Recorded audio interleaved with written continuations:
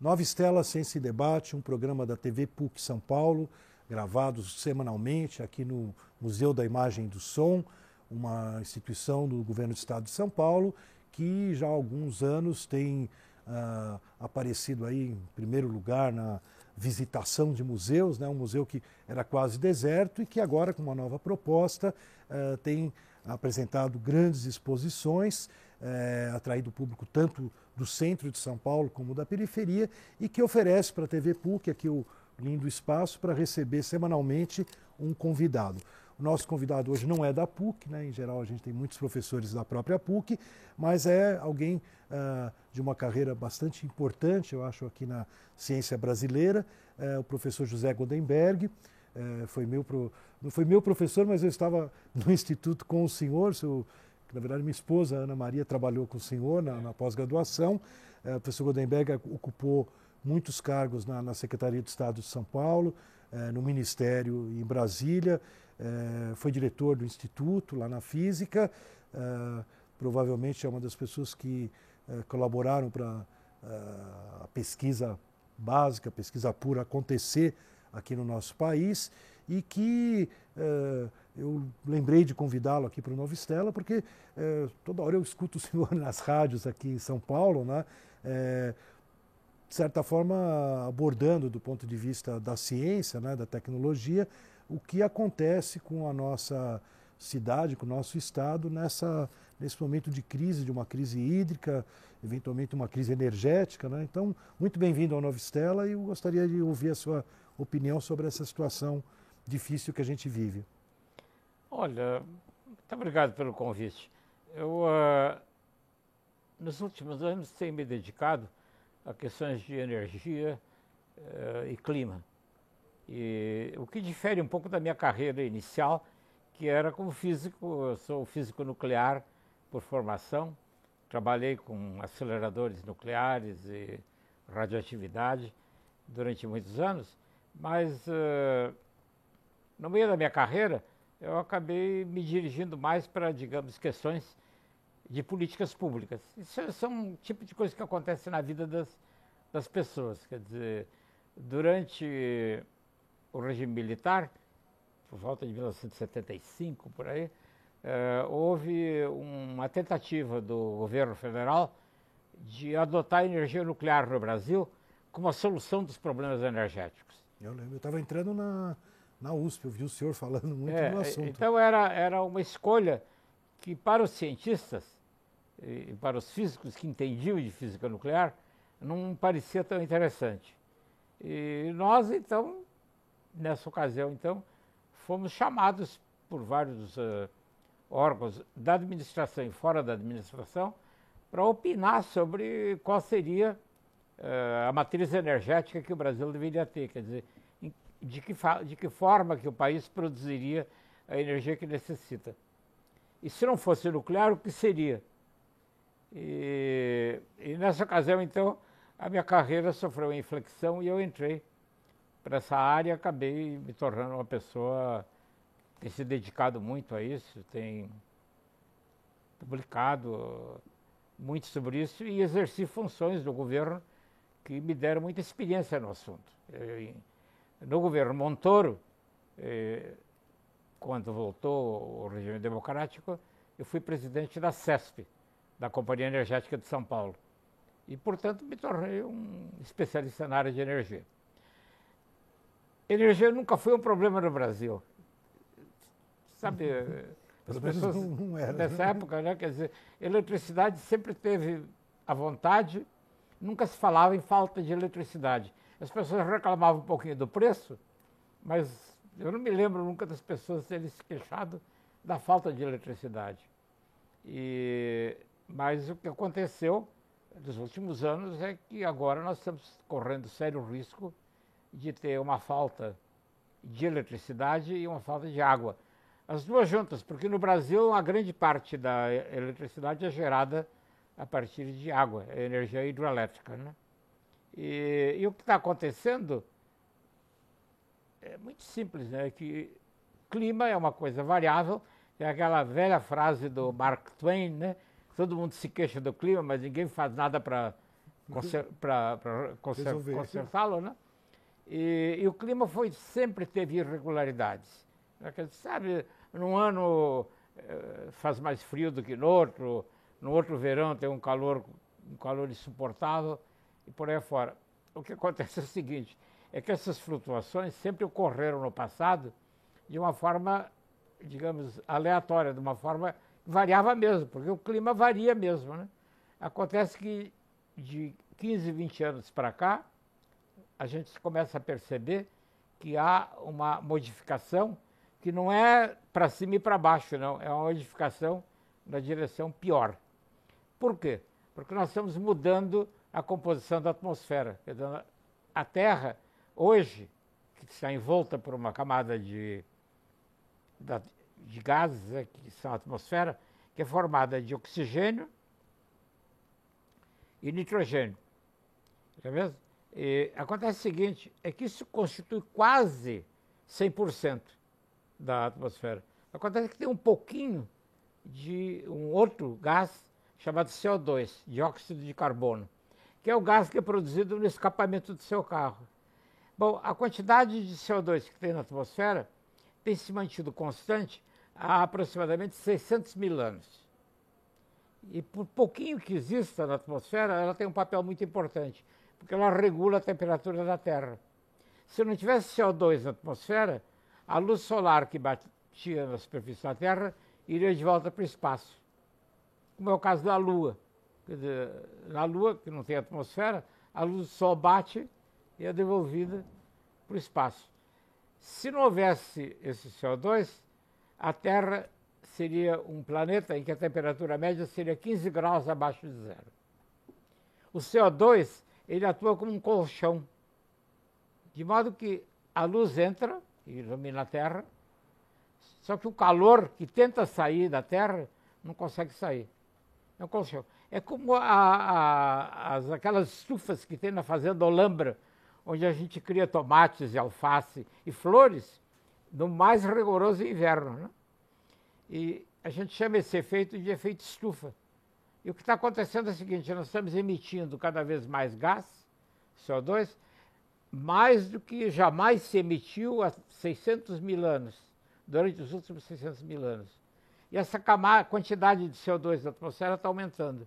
E, portanto, o clima está mudando, e está mudando para pior, porque ele está aquecendo. E a Terra está ficando mais quente.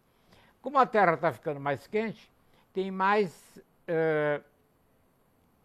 agitação na atmosfera, tem mais energia na atmosfera. E ela tem que se dissipar de alguma forma. Então ela se dissipa em tufões, que não havia antes, e agora já tem tufões em Santa Catarina. No Brasil. É mesmo? Tem cheias absolutamente inesperadas, como as que ocorrem no Acre, e tem secas como as que ocorrem aqui em São Paulo. De modo que a gente poderia dizer, nossa, não choveu esse ano, mas vai ver chove no ano que vem. Não é verdade, não. Daqui para frente, as coisas não vão melhorar, elas vão piorar. Aí você diz, bom, mas a gente devia ter previsto isso. É difícil prever, porque a energia da atmosfera, ela se dissipa sob formas muito diferentes. Então, são secas, inundações, são tufões. Veja, em Nova York, nunca houve tufões muito grandes. E agora, recentemente, há cerca de um ano atrás, houve um tufão devastador. Nos Estados Unidos tem muito tufão, mas é lá nos estados do oeste, né?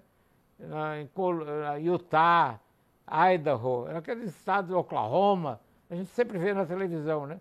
Mas em Nova York não, né? Essas são consequências do aquecimento global.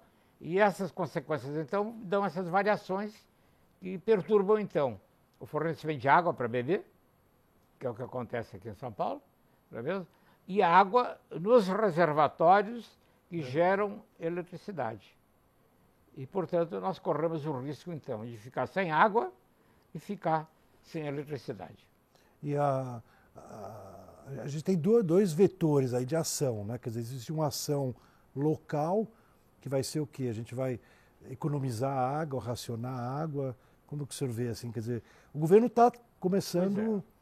É claro que eu até me lembro, professor, só uma brincadeirinha, né? Eu estou indo em breve para um evento lá em Israel, do KKL, né? Que é aquela entidade preocupada com plantio e, vamos dizer assim, plantar no deserto. Tem hoje em dia regiões que eles têm, como você falou, estufas, né, com microclimas, gotejamento, e que consegue verdadeiros milagres lá. Mas eu lembro quando eu fui a primeira vez, ainda nos anos 70, e fui lavar a louça na casa da minha tia, tem uma prima aqui do meu pai que mora lá, ela olhou para mim lavando a louça e falou assim: você está dispensado, nunca mais lave a louça na minha casa. Porque quando ela viu eu lavando a louça, ela doeu, né? Porque eles tinham um costume de lavar a louça, obviamente enxaguar tudo primeiro, tudo, e só no final ligar a torneira. E nós aqui, eu era um jovem, tudo, a gente ligava a torneira e deixava a torneira lavando a louça, né? Porque é um consumo...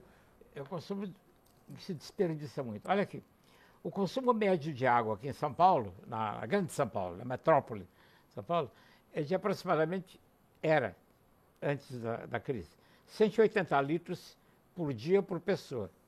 Então são isso, lavar a louça de uma maneira desperdiçada, tomar banhos longos e por aí afora. 180 litros por pessoa por dia. O número que a Organização Mundial da Saúde recomenda é 100 litros por pessoa por dia. Ou seja, a metade. Metade, aproximadamente metade. E as pessoas que em Israel, tenho certeza que devem estar até abaixo dos 100 metros. 100 litros. E a pessoa se acostuma e vive perfeitamente bem. Quer dizer, a ideia de que você não pode viver bem, que você está se privando de alguma coisa, é incorreta, né?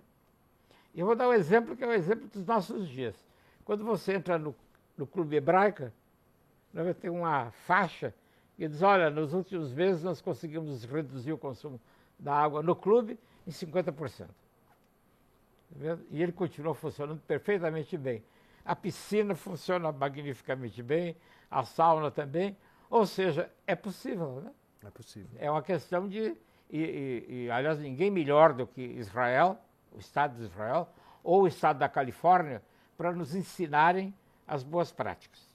Então, essa é uma das maneiras de enfrentar a crise. A outra, é claro, é trazer água de mais longe. Da mesma como faziam os romanos, né? Faziam aqueles aquedutos. E é o que o governo do Estado está fazendo. Quer dizer, agora, então, tem obras em andamento que vão trazer água do São Lourenço. São, acho que, 160, 180 quilômetros de distância. Não são mais aqueles aquedutos bonitos, né? Agora são tubulações debaixo da terra, né? Subterrâneas. Outro dia fizeram uma brincadeira que eu achei muito pertinente, né? É de que quando se constrói esses encanamentos e se coloca debaixo d'água, os políticos não gostam de fazer isso porque não aparece, né?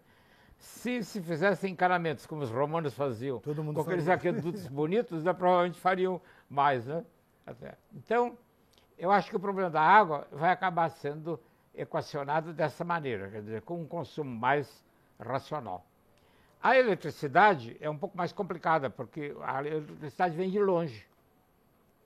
E aí, de novo, aqui no Brasil, a partir de 1980, 85, as empresas começaram a construir usinas hidrelétricas com reservatórios menores, porque o reservatório grande custa dinheiro e afeta as populações em torno. Quer dizer, em países de baixa densidade populacional, isso não é grave, mas em países de grande densidade populacional... Tem impacto. É um problema muito sério. Então, eles foram construídos com reservatórios menores. Resultado, basta ter um ano de pouca chuva para que a gente corra riscos. E houve, em 2000... Esses são onde? São reservatórios que tem no norte? Em Minas, sobretudo em Minas, tem muito reservatório. Ou ao longo do Tietê. O Tietê tem reservatórios também. Barra Bonita, Porto Primavera, todos eles têm reservatórios.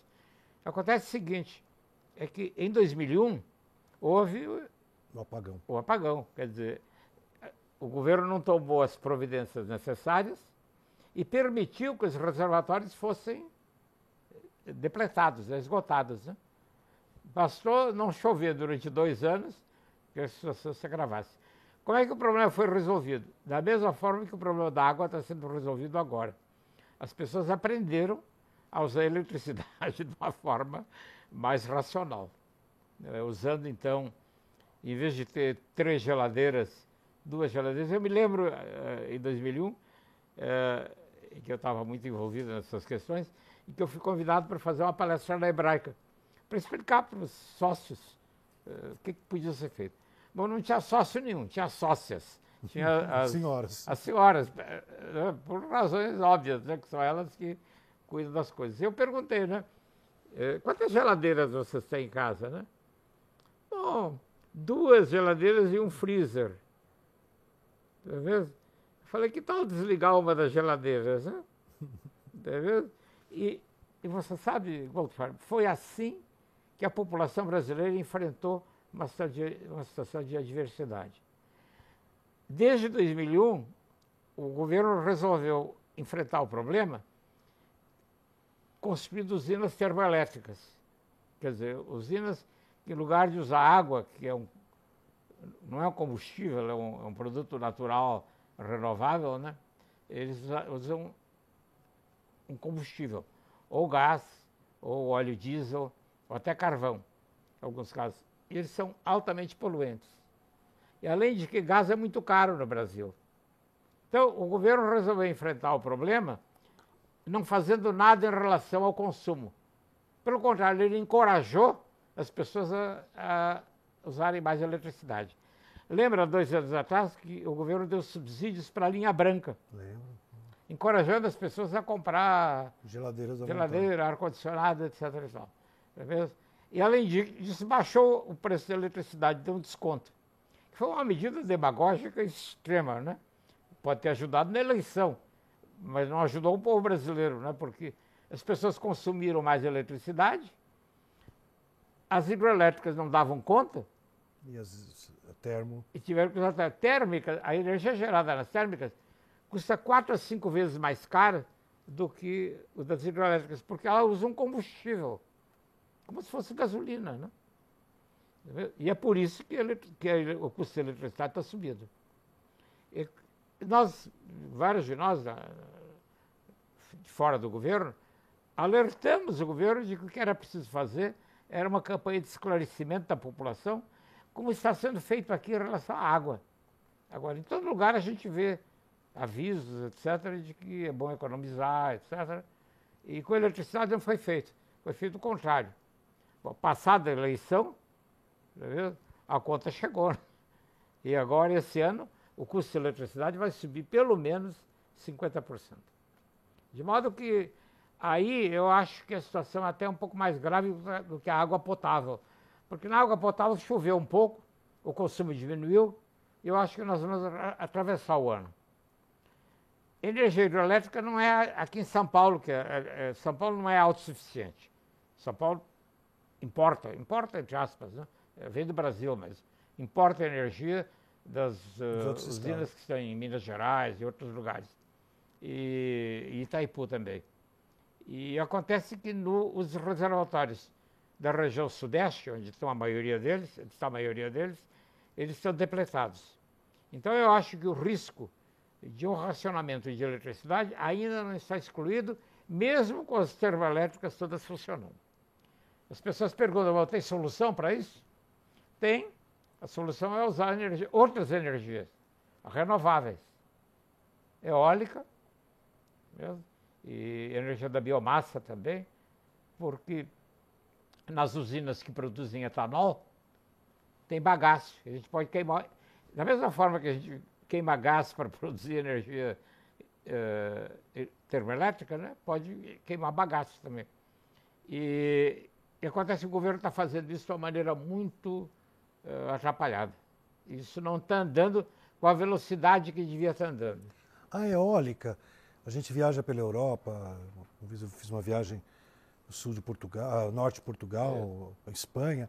A gente vê, às vezes, vários países, né? Colinas e colinas. Tem um valor significativo, porque eu penso, na época que eu entrei na física, havia sempre uma crítica de que, bom, mas isso não vai conseguir, é muito caro, é muito... que nem a solar também, isso né? Mesmo. É tudo verdade. Antigamente era uma curiosidade científica. Agora o preço caiu brutalmente, porque é assim que as coisas funcionam. Quer dizer, quando você constrói muitos, o preço cai. É o que ocorreu com os automóveis, né? Há 100 anos atrás, Era um luxo. No começo do século, os automóveis eram feitos um a um, eram artesanais, não sei se era Lamborghini, mas eram esses carros que eram feitos por um italiano lá, um artista lá qualquer que fazia, né? E quando o Ford começou, ele começou a fazer em série, e o preço caiu. É uma lei da economia, isso ocorre de fato o tempo todo. E isso é o que ocorreu com vento. Hoje, nos países da Europa, em alguns países da Europa que tem mais vento, né? Como Portugal, Espanha, Dinamarca, a energia do vento, ela produz de 20% a 30% da eletricidade. De vez em quando aparece algum ministro aqui no Brasil que levanta essas dúvidas de que a energia termoelétrica é muito variável, portanto não dá para usar. Bobagem, né? A energia é variável, mas ela é jogada na rede. E na rede tem a energia hidroelétrica também e as outras energias. Então, quando venta, você usa a energia do vento e economiza água ou gás, numa usina termoelétrica. Quando não venta, você usa as outras. Quer dizer, a energia eólica é uma energia renovável que te permite economizar as outras energias. Tem que entrar na rede. Então, e tem que entrar na rede. E o Brasil tem uma rede. Mesmo porque os locais convenientes para produzir energia eólica no Brasil não estão no sudeste do Brasil. É no Nordeste. Estão no Nordeste, Norte e Nordeste. Eu tenho visto no Nordeste, a gente vai dar uma palestra lá em Exatamente. Fortaleza, tudo, e a gente vê até caminhões enormes carregando aqueles... Exatamente, aqueles rotores. Então, como tem um sistema interligado, então aquela energia vem para cá. Ainda tem pouco no Brasil, podia ter mais. Isso tem a ver com a maneira pela qual o governo tem feito leilões, porque a energia adicional que é produzida no Brasil, ela é objeto de leilões. De tempos em tempos tem um leilão. E o governo adotou uma sistemática de leilões que não é grande coisa. Ele simplesmente faz com que todas as fontes de energia compitam no leilão em igualdade de condições. Entende? É como você colocar num leilão de quadros, né? Um Van Gogh e um Portinari. Não dá, né? Se você quiser fazer leilão de quadro do Van Gogh, você faz um leilão separado, né? Porque não dá para comparar o Van Gogh com outros pintores. O governo fez leilões, é como se você fosse na feira, e você sabe, eu quero 1 quilo de frutas. O feirante vai olhar para você e dizer, muito bem, né? Qual fruta? Qual fruta? Por quê? Porque morango tem um preço, uva tem outro preço. E por aí afora, né? Ou seja, os leilões deveriam ser separados por fonte. E isso o governo não quis fazer. De novo, por razões demagógicas. E agora a conta está chegando, né? E o governo está caindo na real. Isso está começando a acontecer. Mas com isso nós perdemos vários anos. E vamos pagar o preço, então. E vamos pagar por isso. A energia solar também entra nesse... A energia solar também entra, e o Brasil é um país como Israel, muito bem dotado. Uma incidência solar. Mas em Israel, você repara, eu lembro de Tel Aviv, todas as casas têm um coletor térmico, né? Um coletor desse que esquenta água, né? Para usos domésticos, né? Eu perguntei por quê quando eu fui a Israel, por que eles fazem isso? Seria porque se você não colocar o coletor solar, você não ganha o habite. Ou seja, é uma lei Obrigação. Municipal. Aqui é voluntário, você pode se quiser. Como é um pouco caro, as pessoas vacilam em colocar. Mas agora está começando. Então você vê, alguns dos projetos da Minha Casa Minha Vida tem coletor solar. Coletor que esquenta. Mas aí é como na época que você estudava na universidade. A quantidade não é muito grande, porque o grosso da eletricidade e do calor não se usa em residências, se usa na indústria do transporte. Quer dizer, onde se gasta mesmo energia é nas indústrias e do transporte. Né? Agora, professor, só para a gente, nós estamos quase chegando ao final, a gente começou a conversa, né, com o efeito estufa. Daí a gente foi para o chão aqui dos problemas atuais. E em relação ao efeito estufa, a gente tem algo a fazer? Tem. O planeta, daí não é nem só o governo nacional. Aí não é só o Brasil também, né? Aí é todos o que é o seguinte, é que a solução para o efeito estufa, só tem uma solução para o efeito estufa, é usar energias renováveis, quer dizer, deixar de usar combustíveis fósseis, carvão, petróleo e gás. Bom, não vai poder fazer isso imediatamente, né? Tem que fazer gradualmente, né? Acontece que os países que são os maiores emissores, que são a China, os Estados Unidos e os países da União Europeia, já adotaram compromissos de reduzir o consumo desses combustíveis. E essa é a solução para o problema, e ela tem que se transferir para os países que estão se desenvolvendo, como o Brasil. A ideia de que alguns países da África usam, de que agora chegou a vez de nós desenvolvermos, e nós, portanto, vamos usar carvão, porque vocês usaram no passado, está errada. Nós usamos carvão no passado porque nós não sabíamos as consequências do uso do carvão. Agora nós sabemos. Então é preciso que esses países, os africanos e os latino-americanos, e o Brasil entre eles, usem energias renováveis desde o começo. Até que o Brasil não está muito mal desse ponto de vista. Mas ele está dando uma marcha ré, né? Por causa desses problemas de... Passando para termo. Exatamente. E isso precisa ser corrigido. Perfeito. Professor, eu queria agradecer muito a sua presença aqui no Nova Estela.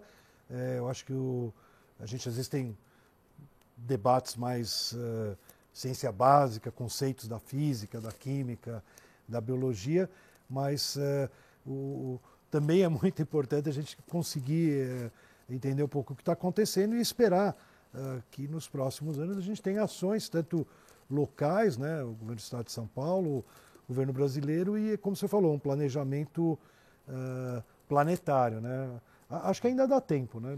Ainda até uma conferência em Paris, agora no fim do ano, no qual estão se depositando grandes esperanças. Vamos torcer para que, como o nosso programa é Nova Estela, que foram as estrelas na Renascença que mudaram o mundo, né? Saímos da Idade Média, tudo, que novamente novas estrelas iluminem o nosso caminho. Nova Estela se despede, esperando ter o nosso telespectador na semana que vem novamente.